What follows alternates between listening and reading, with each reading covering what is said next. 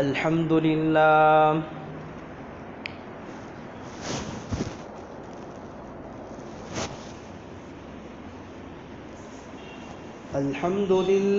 نحمده ونستعينه ونستغفره ونعوذ بالله من شرور أنفسنا ومن سيئات أعمالنا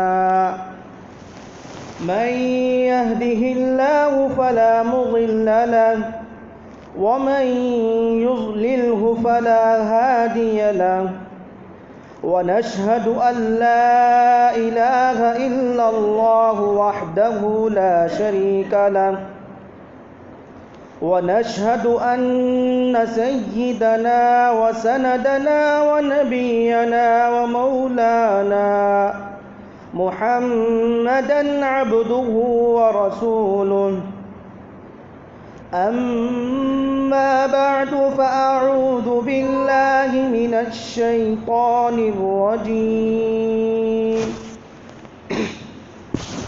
بسم الله الرحمن الرحيم يا أيها الذين آمنوا توبوا إلى الله توبة نصوحا وقال تعالى في موضع آخر وإذا سألك عبادي عني فإني قريب وقال النبي عليه الصلاة والسلام الدعاء لب العبادة أو كما قال عليه الصلاة والسلام رب اشرح لي صدري ويسر لي أمري واحلل عقدة من لساني يفقه قولي اللهم صل على محمد في أول كلامنا اللهم صل على محمد في أوسط كلامنا اللهم صل على محمد في كل كلامنا يا رب العالمين. معزز سامعین اعظام، محترم بزرگوں، دوستوں، اللہ رب ذوالجلال کا ہم پر بے پناہ کرم اور احسان ہے کہ اللہ تبارک و تعالی نے جمعہ جیسے ایک عظیم الشان دن میں اور ایک اہم فریضہ ادا کرنے کی توفیق عنایت فرمائی. حضرات، ہر طرف سے مسلمان آزمایا جا رہا ہے. دنیا کے کونے کونے میں، دنیا کے چپے چپے میں، ہر طرف سے، ہر طرح سے مسلمانوں کو امتحان سے گزرنا پڑ رہا ہے. ان تمام پریشانیوں اور مصیبتوں کا حل اللہ تبارک و تعالیٰ کے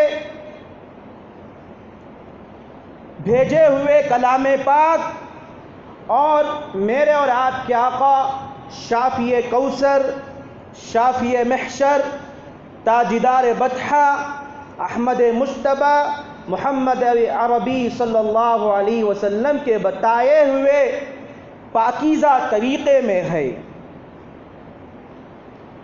میں نے آپ حضرات کے سامنے سب سے پہلے خطبے کے بعد جو کلام اللہ شریف کی ایک آیت کا ٹکڑا تلاوت فرمایا. قرآن مجید کے 28ویں پارے کی یہ چھوٹی سی ایک آیت کا ٹکڑا ہے. اس میں اللہ تعالیٰ بندوں سے مخاطب ہے، یا ایھا الذین آمنوا، اے ایمان والو توبہ کرو، ایسی توبہ، پاکیزہ توبہ جو تمہیں کبھی گناہ پر نہ ابھارے. اور ایک حدیث شریف پڑھا میں نے آقا مدنی صلی اللہ علیہ وسلم نے ارشاد فرمایا، دعا ایک ایسی چیز ہے جس کو شروع اسلام سے لے کر اب تک یہ چیز چلی آ رہی ہے، اور انشاءاللہ صبح قیامت تک یہ چیز جاری رہے گی۔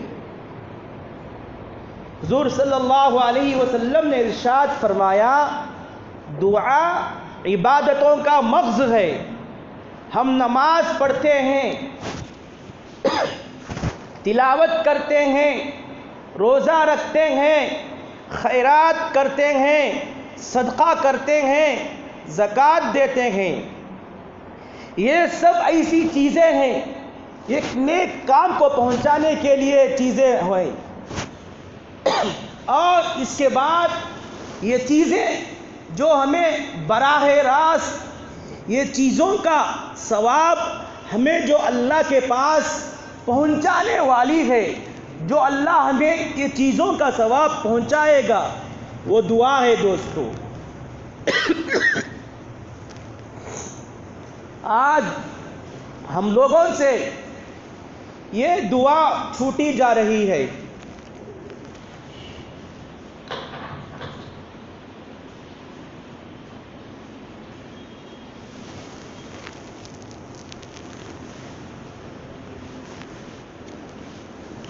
آج ہم لوگوں سے دعا کا جو تھامن ہے، پہلے ہمارے صحابہ کرام، ہمارے اولیاء اعظام جس چیز کو مضبوطی سے تھاما تھا، اس کو قوت سے پکڑا تھا، ہم اسے چھوڑ رہے ہیں، جس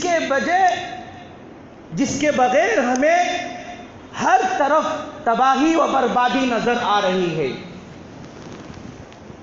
اس لیے میرے بھائیوں، دعا میں اللہ تبارک و تعالی ایک ایسی تاثیر رکھی ہے، لکھی ہوئی تقدیر کو بھی دعا بدل سکتی ہے۔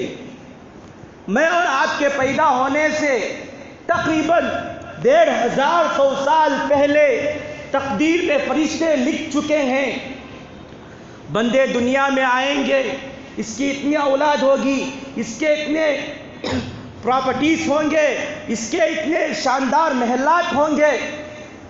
اور دعا ایک ایسی چیز ہے، اگر آپ کے نصیب میں کوئی بھی ایک ایسی چیز لکھی گئی جو آپ کو ناگوار ہے، آپ کو پریشانیوں کا حل کرنا پڑ رہا ہے، ہمیشہ مصیبتوں کے پہاڑوں سے آپ گزر رہے ہیں، تو آپ دعا کر کے اس مصیبتوں کے پہاڑ کو دور کر سکتے ہیں۔ دوستوں، ہمیں دعا کو اپنانا چاہیے، اور انسان، ہم جب کسی غلطی کو کرتے ہیں تو ہم یہ سوچتے ہیں کہ صرف توبہ کر لینے سے ہمارے گناہ معاف ہو جائیں گے۔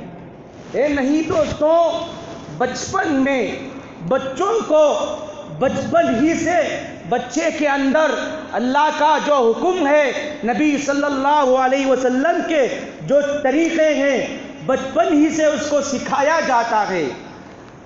ظاہر سی بات ہے دوستو، میرے گھر میں ہو یا آپ کے گھر میں ہو، چھوٹا سا بچہ اگر کوئی غلطی کر دیتا ہے تو ہم اس پر غصہ ہو جاتے ہیں اور کہتے ہیں توبہ کرو بیٹے۔ چھوٹا بچہ نادان ہے، کچھ بھی سمجھ میں نہیں آتا، فوراً جب ہم اس کو ڈانٹتے ہیں تو دونوں ہاتھ اپنے کانوں پر لگا لیتا ہے، اس طرح توبہ توبہ کرتا ہے۔ بچے کو یہ سکھایا گیا کہ جب تم سے کوئی غلطی ہو گئی، جب تم سے ایسا عمل ہو گیا جو نہیں کرنا تھا، تو تم توبہ کر لو۔ آج یہ بچوں کے لیے تھا توبہ دوستو، آج ہم میں سے بعض لوگ ایسے بھی ہیں، بچوں کی طرح توبہ کر لیتے ہیں۔ حقیقت میں توبہ نہیں، ہم میں سے جو بڑے ہیں، ادھیڑ عمر کے ہیں اور اس سے ادھیڑ عمر کے ہیں، ان لوگوں کا طریقہ توبہ کا الگ ہے، بچوں کے توبہ کا طریقہ الگ ہے۔ توبہ در حقیقت اپنے دل میں ایک شرمندگی، ایک عاجزی، میں نے ایک کام نہیں کرنا تھا، کر لیا، اللہ مجھے معاف کرے گا، اور ایسی سچی پکی توبہ کرنا ہے، زندگی میں کبھی اس کے پاس بھی نہیں جانا ہے دوستوں، پکی سچی توبہ کرنا ہے۔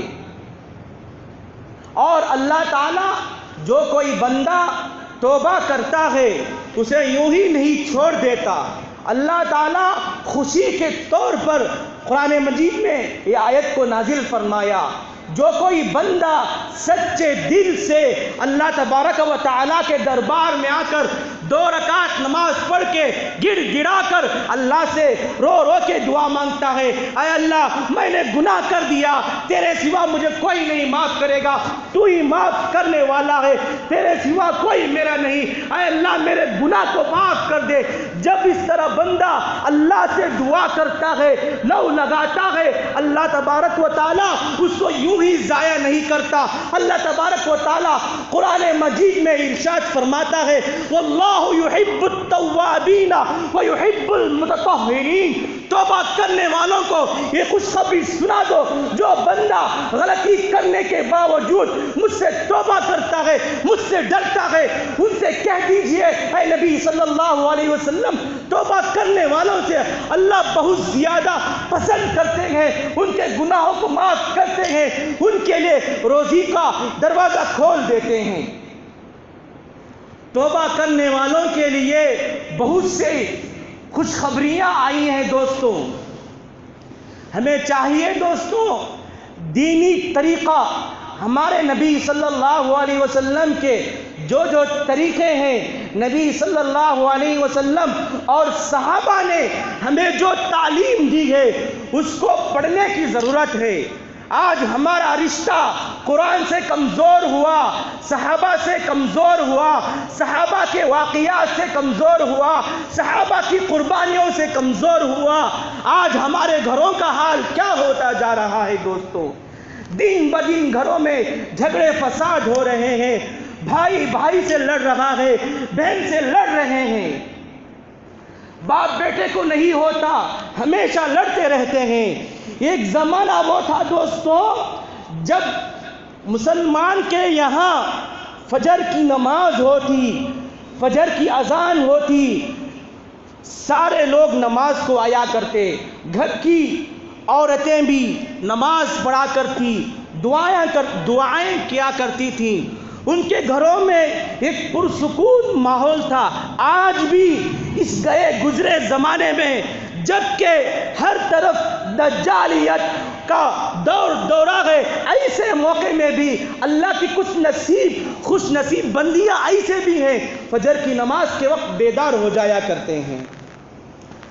آج ہمیں جو یہ پریشانیاں آ رہی ہیں، آج ہمارے ساتھ جو غیر قوم ہمارا دین کا ٹھٹا کر رہے ہیں، ہمارے مسلمان بھائیوں کے ساتھ مذاق اڑا رہے ہیں، جہاں کہیں سے مسلمان بھائی جاتا ہے 2-3 غیر قوم مل گئے اس کو پکڑ کر مار دیے، اور جہاں سے ہمارے مسلم خواتین بہنیں جاتی ہیں اس کے ساتھ چھیڑ چھاڑی کیوں کی جا رہی ہے؟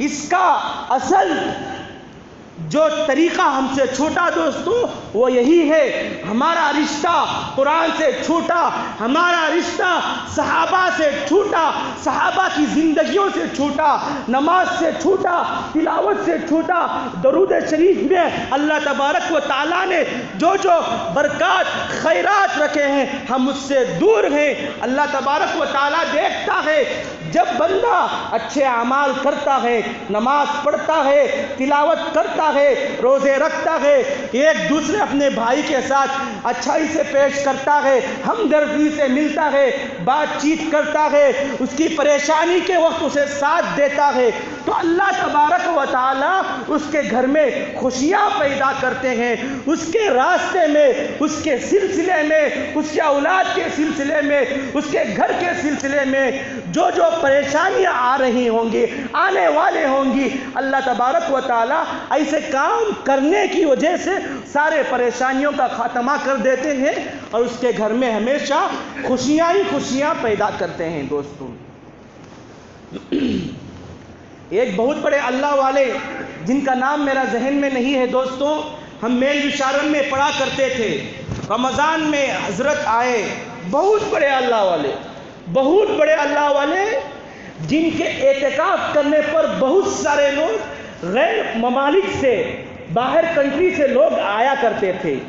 حضرت نے ایک پیاری بات بتائی، میں آپ کو بتاؤں گا اور اس غرض سے بتاؤں گا کہ انشاءاللہ یہ بات سننے کے بعد آپ اپنے اندر ایک نیا جذبہ پیدا کریں، ایک حوصلہ پیدا کریں کہ میں بھی اس کے بعد سے اپنے گھر میں یہ عمل جاری کروں گا۔ رمضان کا ماحول تھا، ہم سارے بیٹھے ہوئے تھے۔ حضرت نے قرآن شریف کے تعلق سے فرمایا، مسلمانوں کی جو سب سے عظیم الشان کتاب ہے وہ قرآن مجید ہے۔ کوئی بندہ بھی سچے دل سے اگر قرآن شریف کو پڑھتا ہے، اللہ تبارک و تعالی اس کو ایسے خوشیاں عطا کریں گے دوستوں، میں اور آپ اسے محسوس نہیں کریں گے۔ حضرت نے فرمایا قرآن شریف پڑھنے کے لیے آپ سے زیادہ وقت توجہ طلب نہیں، آپ سے زیادہ وقت نہیں، آپ کا جتنا کام ہے، جو کام کرتے ہیں، جو نوکری کرتے ہیں، آپ اس کو ہمیشہ اچھی طرح سے ایمانداری سے نبھائیں، لیکن اپنے زندگی کے 24 گھنٹے میں سے کوئی ایسا وقت بنائیے جو قرآن شریف پڑھنے کے لیے وقت مقرر کیجیے۔ حدیث شریف کا خلاصہ ہے دوستوں، جب بندہ الف لام میم پڑھتا ہے تو اللہ تبارک و تعالی اسے 30 نیکیاں عطا فرماتے ہیں، اور خود حدیث شریف کے الفاظ ہیں الف لام میم حرف، الف حرف، لام حرف و میم حرف۔ جب کوئی بندہ الف کے ذریعے ایک حرف پڑھا، لام کے ذریعے ایک حرف پڑھا، میم کے ذریعے ایک حرف پڑھا تو اللہ تبارک و تعالی اسے 30 نیکیاں عطا کرتے ہیں۔ حضرت نے فرمایا ایک ایسا وقت آپ طے کیجئے کہ بس 3 منٹ ہی سے صحیح آپ قرآن شریف کو دیجئے۔ آپ پڑھ رہے ہیں تو آپ پڑھیں، آپ کو پڑھنا نہیں آتا کسی اور سے پڑھ کر سنائیں۔ صرف آپ پہلے دن ہے نا سورہ فاتحہ سے شروع کریں، الحمدللہ رب العالمین الرحمن الرحیم مالک یوم الدین، اتنا پڑھ کر چلے جائیں، بس اپنا کام کرتے رہیں۔ پھر دوسرے دن اس کے بعد سے پڑھیں، پھر تیسرے دن اس کے بعد سے پڑھیں۔ اس کے بعد سے دیکھو دوستوں آپ کی گھروں میں خوشحالیاں کس طرح پیدا ہو جائیں گی۔ قرآن کی برکت، میری اور آپ کی بات جھوٹی ہو سکتی ہے، دنیا کی کتابوں کی بات جھوٹی ہو سکتی ہے، لیکن وہ قرآن جس کو اللہ تبارک و تعالیٰ نے حضرت محمد صلی اللہ علیہ وسلم پر نازل فرمایا، قرآن سے پہلے تورات تھی، زبور تھی، انجیل تھی، لوگوں نے اس میں اپنے سمجھ میں جو آیا اس پر عمل کر لیا، چھوڑ دیا۔ اللہ تبارک و تعالیٰ نے دیکھا کہ لوگ آسمانی کتابوں کے سلسلے میں اس طرح الٹ پلٹ کرتے ہیں تو اللہ تبارک و تعالیٰ نے خود قرآن مجید کی ذمہ داری لی، انا نحن نزلنا الذکر وانا لہ لحافظون، ہم ہی نے قرآن مجید کو نازل کیا، ہم ہی اس کی حفاظت کرنے والے ہیں۔ یہ عظیم الشان کتاب ہے دوستو، آپ اس کو ہمیشہ پڑھتے رہیں۔ آپ کی صبح ہو قرآن شریف کو دیکھ کر صبح ہو، آپ کی صبح ہو قرآن شریف کو پڑھ کر آپ کی صبح ہو۔ اس کے بعد دیکھیے آپ کے گھروں میں کس طرح خوشحالیاں آئیں گے، کس طرح بھائی بہن مل کر رہیں گے، کس طرح مل جل کر رہیں گے۔ یہ قرآن کی ایک عظیم دولت ہے دوستوں، اللہ تبارک و تعالیٰ نے مجھے اور آپ کو جو عطا کی ہے، آج ہمیں اسے تھامنے کی ضرورت ہے۔ خدا کی قسم اگر آج بھی مسلمان پہلے زمانے کے صحابہ، پہلے زمانے کے طرح جو صحابہ کے زمانے میں قرآن شریف کو پڑھا کرتے تھے، اگر قرآن شریف پڑھنے والا بن جائے گا تو ساری دنیا آپ سے دیکھ کر ڈرنے لگے گی۔ دوستوں ایمان والے ہیں دوستوں، ہم کسی سے ڈرنے والے نہیں۔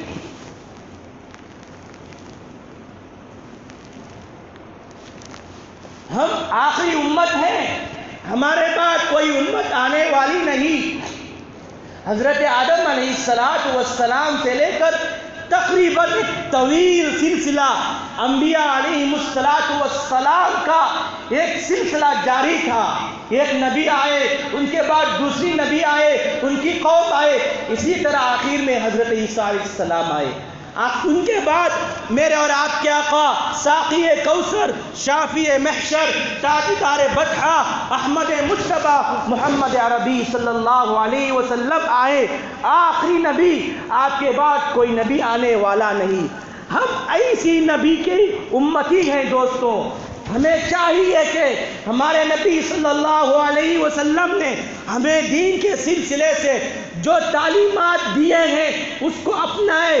یہود و نصارہ کے کلچر کی طرف مت دیکھیں۔ میری اور آپ کی کامیابی کفار مشرکین عیسائیوں کے طریقے میں نہیں ہے، بلکہ میری اور آپ کی کامیابی اور صبح قیامت تک آنے والے تمام امت مسلمانوں کی کامیابی محمد عربی صلی اللہ علیہ وسلم کے بتائے ہوئے طریقے میں ہے دوستوں۔ ہمیں چاہیے دوستوں اسلامی طریقے کو اپنائیں۔ آج گھر گھر میں جھگڑا ہے، کوئی بات سننے کے لیے تیار نہیں۔ اس لیے دوستوں آپ کا دامن جو قرآن سے چھوٹا، آپ کا دامن صحابہ کی زندگی سے جو چھوٹا، آپ کا دامن علماء کرام کی جن سے چھوٹا، آپ ان کے پاس جائیے، آپ ان سے مسئلے سیکھیے، آپ قرآن شریف کو پڑھیں، اس کے بعد دیکھیے آپ کی زندگیوں میں کس طرح اللہ تبارک و تعالی خوشیاں لائیں گے۔ حضرت موسیٰ علیہ السلام کے زمانے میں بہت قحط سالی تھی دوستوں، بہت دنوں تک، بلکہ یہ کہہ لیجئے بہت مہینے قحط سالی تھی۔ کھانے کے لیے کچھ نہیں، پانی کے لیے ترسا کرتے تھے، جانور بلک رہے ہیں۔ حالانکہ حضرت موسیٰ علیہ السلام کے ماننے والے بھی بعض ایسے لوگ تھے جو ایمان لا چکے تھے، بعض ایسے لوگ تھے جو ایمان نہیں لائے۔ سارے مل کر حضرت موسیٰ علیہ السلام کے پاس آئے اور کہا، اے موسیٰ، ہمیں پتہ ہے آپ اللہ کے نبی ہیں، سچے نبی ہیں، آپ جو بتا رہے ہیں وہ صحیح راستہ ہے، آپ کم از کم اللہ سے اتنا دعا کر دیجئے کہ بارش ہو جائے۔ حضرت موسیٰ علیہ السلام قوم والوں کی باتوں کو سن کر سارے لوگوں کو ایک میدان میں جمع فرمایا نماز استسقاء ادا کرنے کے لیے۔ سارے لوگ آ گئے، نماز استسقاء ہو گئی اور وحی نازل ہوئی، اے موسیٰ، اس مجمع میں، اس قوم میں، تمہارے ماننے والوں میں ایک ایسا آدمی ہے، ایک ایسا شخص ہے جس نے 40 سال تک مسلسل میری نافرمانی کرتا رہا۔ آپ اسے کہیں اس قوم سے، اس مجمع سے، اس ٹیم سے باہر جانے کے لیے، جب وہ شخص باہر چلا جائے گا میں بارش برساؤں گا۔ حضرت موسیٰ علیہ السلام یہ وحی نازل ہونے کے بعد مجمع میں آ کر اعلان کرتے ہیں، بیان کرتے ہیں۔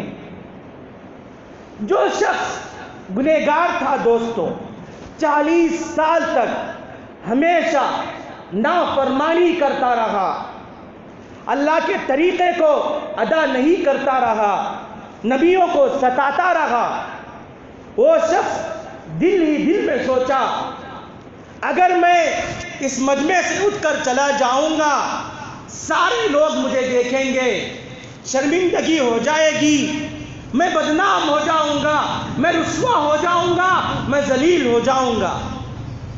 یہ دل میں سوچ رہا تھا، اور دل سے اللہ تبارک و تعالیٰ سے دعا کیا، اے اللہ معاف کر دے، نادانی میں بہت سالوں تک میں نے آپ کا کھایا، اوروں کو گایا، آپ کی نافرمانی کرتا رہا، آپ کے جو ماننے والے ہیں ان کو ستاتا رہا، نبیوں کو ستاتا رہا۔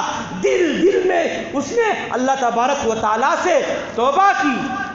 توبہ کرنے کے بعد اللہ تبارک و تعالیٰ نے فوراً بارش برسائی۔ ادھر حضرت موسیٰ علیہ السلام حیران ہو گئے، تعجب ہو گئے۔ اللہ سے کہا، حضرت موسیٰ علیہ السلام کلیم اللہ تھے، اللہ سے بات کرنے والے تھے۔ وہ حضرت موسیٰ نے کہا، اے اللہ آپ نے کہا اس مجمع میں ایک ایسا شخص ہے جس نے 40 سال تک گناہ گاری میں اپنی عمر کاٹی، آپ کے جو طریقے تھے ان کو نہیں مانتا تھا، وہ اسی مجمع میں ہے، پھر آپ بارش نازل فرما دیے۔ اللہ کی طرف سے جواب آیا، اے موسیٰ، اس بندے نے دل ہی دل میں رویا، دل گرایا، مجھ سے دعا مانگا۔ میری احسان نہیں کہ جو کوئی بندہ مجھ سے گر گرا کر دعا مانگے اور میں اس کو چھوڑ دوں۔ اس لیے دوستو، ہم میں سے، میرے سے بھی گناہ ہو گئے، آپ سے بھی گناہ ہو گئے۔ گناہ ہونا کوئی معمولی بات نہیں، انسان ہے، انسان سے غلطی ہو جاتی ہے، لیکن غلطی ہونے کے بعد بار بار اسی غلطی پر مصر رہیں، یہ غلط بات ہے۔ ہم نے جتنے بھی گناہ کیے، یہ نہیں سمجھنا کہ اللہ مجھے معاف کریں گے یا نہیں معاف کریں گے۔ میں نے فلاں کو ستایا، میں نے فلاں کے حق میں ناجائز گواہی دی، میں نے فلاں کو اس کے پیٹھ پیچھے برائی کی، میں اس طرح گنہگار ہو گیا ہوں، اللہ مجھے معاف نہیں کریں گے، یہ سوچنا ہی نہیں۔ جتنا بھی بڑا گنہگار ہو، جتنا بھی بڑا سیاہکار ہو، اسے اللہ کی ذات سے مایوس نہیں ہونا چاہیے۔ مایوسی کفر ہے دوستو۔ اللہ تبارک و تعالیٰ کی ذات گوارا نہیں کرتی کہ میرا بندہ مجھ سے روٹھ جائے، جتنا بھی بڑا گنہگار ہو، سزاوار ہو، خطاوار ہو، شرابی ہی کیوں نہ ہو، اللہ تبارک و تعالیٰ کے دربار میں آ کر 2 رکعت نماز پڑھ کے اپنے گرم گرم آنسو بہا کر اللہ تبارک و تعالیٰ سے کہے گا، اے اللہ میں نے فلاں کو ستایا، میں نے فلاں کو پریشان کیا، میں نے فلاں کے حق میں ناجائز گواہی دی، اللہ تبارک و تعالیٰ اس کی لاج رکھتے ہوئے اس کی دل کی دنیا کو بدل دیتے ہیں۔ اور اللہ تبارک و تعالیٰ نے قرآن مجید میں ارشاد فرمایا، جو کوئی بندہ توبہ کرتا ہے میں اس سے محبت کرتا ہوں، لہٰذا دنیا والوں تم بھی اس سے محبت کرو۔ واللہ یحب التوابین ویحب المتطہرین۔ میرے بھائیوں، گناہ چاہے جتنا بھی ہو، جس لین سے بھی ہو، اللہ کی ذات سے ہمت نہ ہارو۔ آؤ میرے بھائیوں، اللہ کی جانب آؤ۔ مسجدیں تمہاری بلا رہی ہیں، مسجدیں تمہیں بلا رہی ہیں، قرآن تمہیں چیخ رہا ہے، مجھے پڑھ کر تو دیکھو، مجھے پڑھ کر تو دیکھو۔ نبی صلی اللہ علیہ وسلم کی سنتوں میں کامیابی ہے، اسے اپنا کر دیکھو۔ تمہارے گھروں میں جو پریشانیاں آ رہی ہیں، ساری پریشانیاں حل ہو جائیں گی۔ میرے دوستو، آج ہمارا رشتہ اسلام سے کمزور ہوتا جا رہا ہے، قرآن سے کمزور ہوتا جا رہا ہے، بالکل نہیں کے برابر ہوتا گیا۔ آج ہم قرآن اس وقت پڑھتے ہیں جب گھر میں کسی کا انتقال ہو جاتا ہے، اس وقت پڑھتے ہیں۔ ایسا نہیں میرے بھائی، یہ ایک زمانے میں مسلمان تھا، ہمیشہ صبح ہوتی تھی قرآن شریف سے اس کی صبح ہوتی تھی، شام ہوتی تھی قرآن شریف سے اس کی صبح ہوتی تھی۔ آپ قرآن شریف کو پڑھنا شروع کیجئے دوستو۔ ہمارے اولیاء اکرام نے، ہمارے بزرگان دین نے کہا، اگر کوئی بندہ ایسا ہے جو اپنی عمر میں، اپنے بچپن میں قرآن شریف پڑھنا نہیں سیکھا، اس کے دل میں یہ تہیہ ہو رہا ہے کہ میں بھی قرآن شریف پڑھنا ہے، تو اللہ تبارک و تعالیٰ ایسے بندوں کو بھی رائے گاہ نہیں دیتا۔ ہمارے بزرگان اکابرین نے کہا اگر کوئی بندہ قرآن شریف پڑھنا نہیں جانتا، قرآن شریف کو اٹھا کر کھول کر الحمدللہ رب العالمین یہ تو پڑھنے والا پڑھے گا۔ ایک ایسا شخص ہے انہیں بچپن سے قرآن شریف نہیں پڑھا، وہ اس شخص کے لیے یہ نسخہ ہمارے اکابرین نے کہا الحمدللہ رب العالمین، ایک لائن پر انگلی پھیرا، پھر دوسری لائن پر انگلی پھیرا، تیسری لائن پر انگلی پھیرا، اسی طرح پھیرتا رہا، پورا صفحہ ختم ہو گیا، ایک پارہ ختم ہو گیا۔ وہ اللہ جو قرآن شریف پڑھنے والے کو ثواب دینے پر طاقت رکھتا ہے، کیا اس انگلی پھیرنے والے پر طاقت نہیں رکھتا؟ ضرور طاقت رکھتا ہے۔ میرے بھائیوں، آپ قرآن شریف کو پڑھو، نبی صلی اللہ علیہ وسلم کے جو ارشادات ہیں جس کو ہم بھلا دیے ہیں، نبی صلی اللہ علیہ وسلم کی جو سنتوں کو ہم مذاق اڑا رہے ہیں، ٹھٹا کر رہے ہیں، اس سے بچو دوستوں۔ اسلام کی طرف آؤ، قرآن کی طرف آؤ، صحابہ کی زندگیوں کی طرف آؤ۔ حضرت بایزید بستامی رحمۃ اللہ علیہ دریا کے کنارے پر بیٹھے ہوئے تھے دوستوں۔ میں نے شروع میں ایک حدیث شریف پڑھی تھی، الدعاء لب العبادہ، دعا عبادتوں کا مغز ہے۔ اس کے تعلق سے میں آپ کے سامنے ایک واقعہ رکھ رہا ہوں۔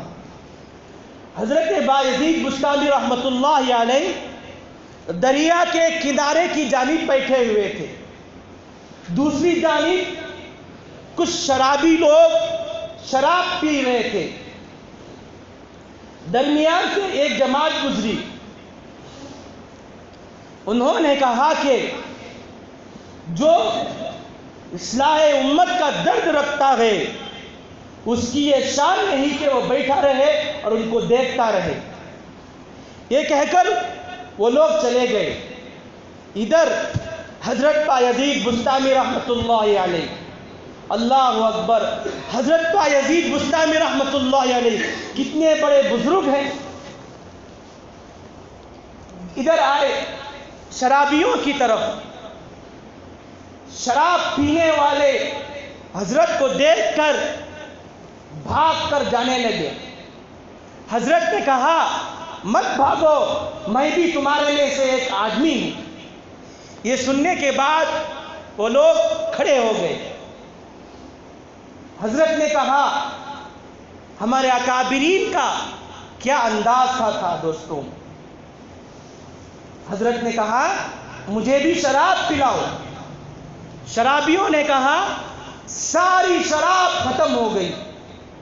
حضرت نے کہا چلو مجھے بھی شراب پینے کی خواہش ہو رہی ہے، چلو ہم شراب کھانے کی طرف چلتے ہیں۔ یہ 2 قدم آگے بڑھے تھے۔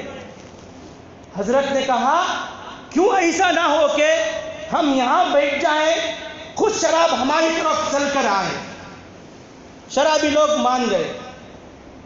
حضرت نے کہا آپ سب سے پہلے سمندر میں جا کر غسل کر کے آؤ۔ غسل کر کر آئے، وضو کرے، پھر حضرت نے ان کو نماز میں کھڑا کر دیا۔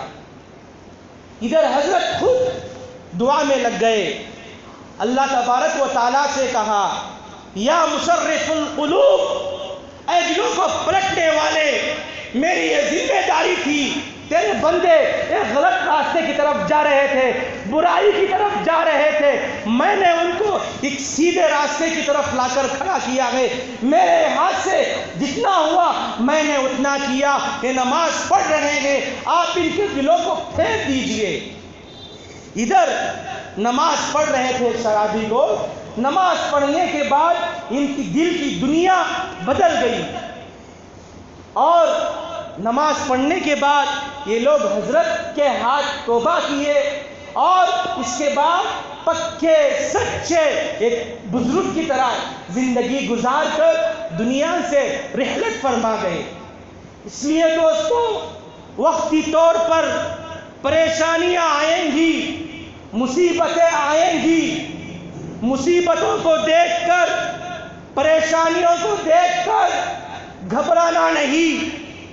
جگہ جگہ آج مسلمانوں کو مارا جا رہا ہے، کاٹا جا رہا ہے، اسے دیکھ کر ہمارے ایمان کمزور نہیں ہونا ہے، ہمیں ایک مضبوطی سے، ایک ہمت سے، یہ ایک طاقتور انسان کی طرح رہنا ہے۔ ہم نبی صلی اللہ علیہ وسلم کی امتی ہیں، ہم آخری امت ہیں۔ ہمارے پاس جو کلمہ ہے یہ بہت پاورفل کلمہ ہے۔ یہود و نصارہ اس کے پیچھے ریسرچ کرتے ہیں دوستوں، یہ کلمہ کتنا بھاری ہے۔ جن کو کلمہ پڑھنے کے لیے دیا گیا ہے، افسوس وہ کلمہ نہیں پڑھتے تھے ہوئے لیکن سمجھتے نہیں۔ یہود و نصارہ باقاعدہ مل کر بیٹھ کر میٹنگ رکھتے ہیں، اس کلمے کی طاقت کیا ہے دیکھتے ہیں۔ میں حضرت موسیٰ کا ایک واقعہ بتا کر اپنی بات کو ختم کروں گا۔ حضرت موسیٰ علیہ السلام نے اللہ تبارک و تعالیٰ سے کہا، اے اللہ کے نبی، آپ کے بہت سارے نبی ہیں، بہتوں میں بہت سے نیک اعمال کیے، آپ میرے لیے کوئی ایک اچھا نیک کام دیجئے، ایک وظیفہ دیجئے جس کو میں پڑھ کر سب نبیوں سے آگے چلا جاؤں۔ اللہ نے کہا، اے موسیٰ، تمہارے پاس جو کلمہ ہے اس کو معمولی مت سمجھنا، یہ کلمہ بہت پاورفل ہے، بہت طاقتور ہے۔ ہمارے اکابرین ایک موٹی مثال دیا کرتے ہیں، دنیا کی جتنی ساری چیزیں ہیں ان ساری چیزوں کو ترازو کے پلڑے میں رکھ دیا جائے، دوسری جانب کلمے کو رکھ دیا جائے تو کلمہ والا پلڑا بھاری ہو جائے گا۔ دیکھنے کے اعتبار سے معمولی سا کلمہ ہے، اس لیے دوستو ہمارے پاس جو کلمہ ہے لا الہ الا اللہ محمد الرسول اللہ، اس کلمے کو پڑھیں، اس کلمے کو معنی کو سمجھیں اور سمجھ کر زندگی گزاریں۔ ہمیں ڈرنا نہیں، پریشانی آئیں گی، مصیبتیں آئیں گی، تکالیف آئیں گے، ڈٹ کر اس کا مقابلہ کرنا ہے۔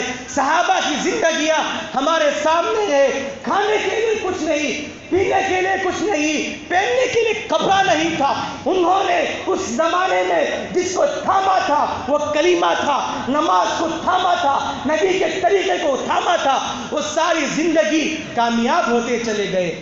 آج ہمیں ضرورت ہے قرآن کو تھامنے کی، آج ہمیں ضرورت ہے کلمے کو سمجھنے کی، نبیوں کی زندگیوں کو سمجھنے کی، رسول صلی اللہ علیہ وسلم کی سنتوں کو سمجھنے کی۔ دوستوں سمجھ کر عمل کریں گے، اللہ تبارک و تعالی ہمارے امت مسلمہ میں جو جو پریشانیاں آ رہی ہیں اللہ سارے پریشانیوں کا خاتمہ کر دیں گے۔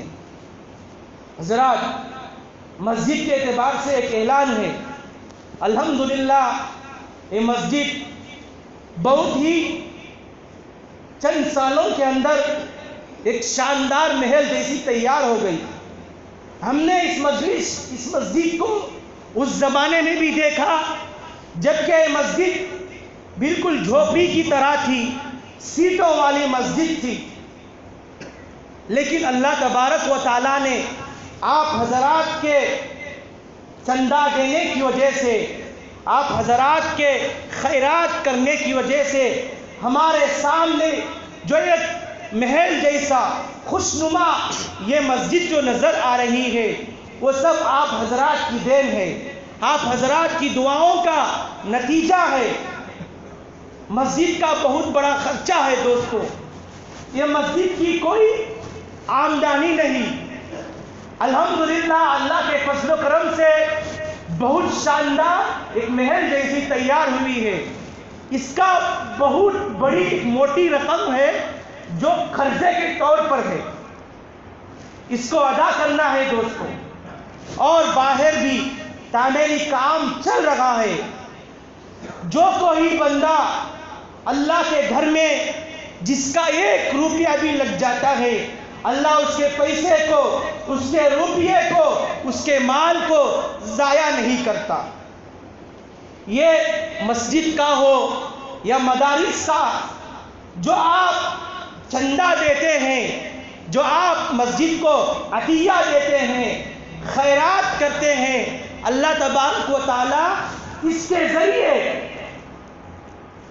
جنت میں آپ کے لیے آپ کا ایک نامہ اعمال تیار کیا جائے گا، آپ کا ایک کھاتہ کھولا جائے گا، اس میں لکھا جائے گا کہ فلاں بندے نے فلاں مسجد کو اس کو پریشانیاں تھی، پریشانیوں کے باوجود مسجد سے اسے پیار تھا، اسلام سے پیار تھا، اللہ کے گھر سے پیار تھا، اس نے مسجد کو چند روپیے دیے، ایک بہت بڑی موٹی رقم دی۔ اللہ تبارک و تعالی ساری چیزوں کو فرشتوں سے کہتے ہیں کہ اس کو لکھتے رہو، اس کو لکھتے رہو، یہ لکھتے رہیں گے دوستو، اس کا ثواب ایسا ہے، میں پیسہ دیا، آپ پیسہ دیے، اس کا ثواب جو ہے وہ اب سمجھ میں نہیں آئے گا۔ جب کل میری اور آپ کی آنکھ بند ہو جائے گی، جنازے کے گواہے میں ہم سوتے رہیں گے، ایسے وقت میں ہمیں پتہ چلے گا کہ مسجد کو خیرات دینے سے، مسجد کو چندہ دینے سے، مسجد کو امداد کرنے سے اللہ تبارک و تعالی کتنا ثواب دیتے ہیں۔ آپ کو پتہ چلے گا کہ فرشتے آپ کو بتائیں گے فلاں وقت میں تمہارے گھر میں یہ پریشانی تھی، ایسے وقت میں بھی آپ نے مسجد کا خیال کرتے ہوئے مسجد کو چندہ دیا۔ اس کا مزہ دیکھو، مردہ جنازے میں سوتا سوتا یہ تمنا کرے گا اگر اللہ مجھے دوبارہ زندگی دے دے گا تو میرا سارا پیسہ میں مسجد کو لٹا دوں گا، اللہ کے گھروں کو آباد کرنے میں لٹا دوں گا۔ اس لیے حضرات، اس مسجد کے بہت سارے اخراجات ابھی باقی ہیں، ایک بہت بڑی موٹی رقم باقی ہے، وہ سب آپ حضرات کے عطیے سے ہی پورا کیا جاتا ہے۔ اللہ آپ کو اس کا بہتر بدلہ دے گا، اللہ آپ کو اس کے بدلے جنت میں ایک مکان دے گا۔ یہ دنیا فانی ہے دوستوں، دنیا میں کچھ کماؤ، کچھ رکھو، اور دنیا کا آپ کے ساتھ کچھ بھی کام نہیں آئے گا۔ اگر آپ کو کام آئے گی وقت پر، کل قیامت کے روز آپ کی نماز قائم آئے گی، آپ کو روزہ کام آئے گا۔ اور اس سلسلے میں، مساجد کے سلسلے میں جو فکریں کرتے ہیں، جو مسجد کو اچھی سے اچھی عمدہ بناتے ہیں، اللہ تبارک و تعالیٰ ان کے لیے جنت میں ایک بہت بڑا محل تیار کرتے ہیں، اور ان کے لیے یہاں سے وہاں جانے کے بعد خوشیاں ہی خوشیاں ہیں۔ اس لیے حضرات، کوئی آدمی بھی خالی ہاتھ نہ جائے، جتنا ہو سکے زیادہ سے زیادہ دینے کی کوشش کرے۔ اللہ آپ کے دینے کو قبول فرمائے، اللہ آپ کی پریشانی کو دور فرمائے، اللہ ہم سب کو قرآن زندگی پر عمل کرنے کی توفیق عنایت فرمائے، نبی صلی اللہ علیہ وسلم کے جو طریقے ہیں اس پر چلنے کی توفیق عنایت فرمائے۔ آمین۔ وآخر دعوانا الحمدللہ رب العالمین۔ جو حضرات سنت نہیں پڑھے ہیں وہ سنت پڑھ لیں۔